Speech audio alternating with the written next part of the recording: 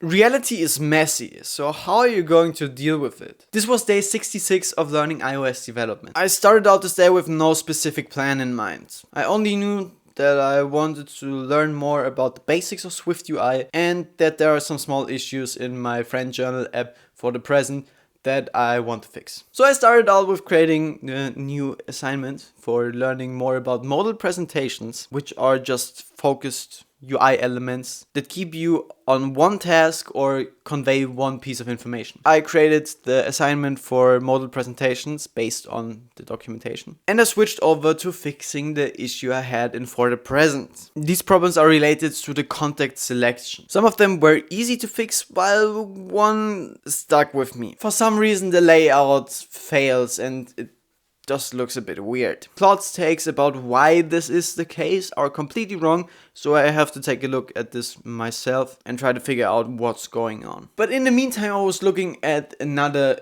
issue I had with the project, which are the milestones for it. The problem with the milestones is that in my first iteration of that project, the scope was way smaller than it is right now, because I wasn't aware of all the key challenges I would face and also the basics I would need to master in order to have a polished feeling. So I reconsidered the scope and I quickly found out that the basic features I would need to make this app really polished are just out of reach right now. Because if I would go after them, I would dismiss the basics I still need to master in order to have a polished app. And this seems like a reoccurring pattern to me. I'm switching what I'm working on because I don't have the necessary skills yet, but then I also need these more advanced features in order to make the app experience better. And shifting my focus to these advanced features is just keeping me away from mastering the basics. My current best guess is that I have to find projects